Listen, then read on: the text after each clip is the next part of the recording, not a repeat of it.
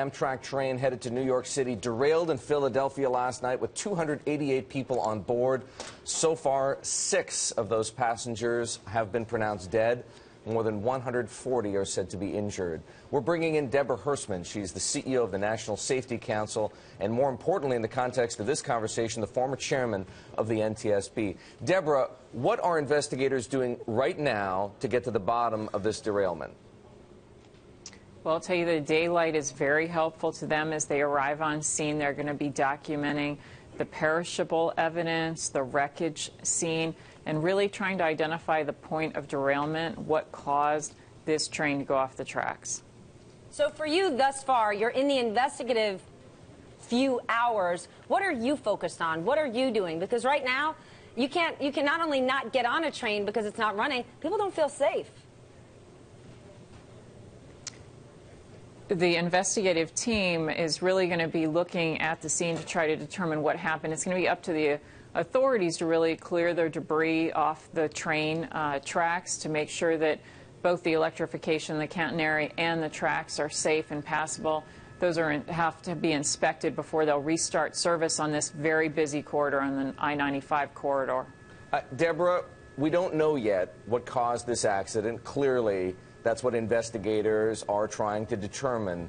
But we need to start talking about some what-ifs. What if the cause of this accident was similar to that of the last Amtrak accident, the last major one in this corridor north of New York City in the Bronx? What if it's human error? Well, in the crash that you're referencing in the Bronx, that involved a Metro North train.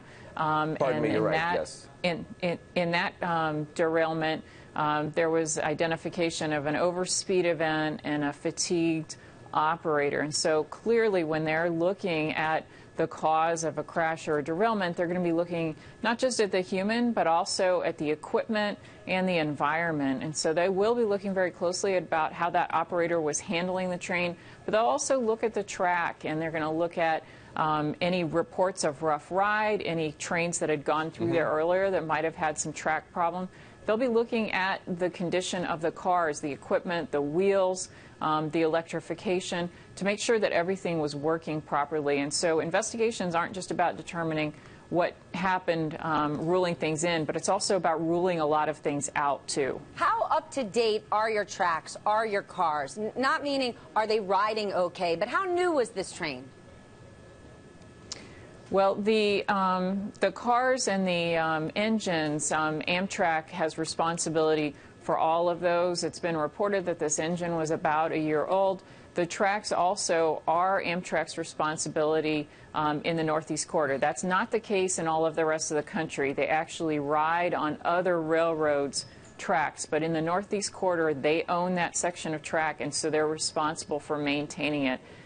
Railroads are an incredibly capital-intensive industry. They require huge investments just to keep the plant in good operating condition. And so, of course, that is going to be something that everybody will look very closely at during this investigation. Deborah, I want to thank you very much for spending some time with us here on Bloomberg Television this morning. Deborah Hersman, President and CEO of the National Safety Council, former chairman of the NTSB, which is investigating this terrible tragedy. And that is the point. It is a tragedy, and we do need to get to the bottom of it.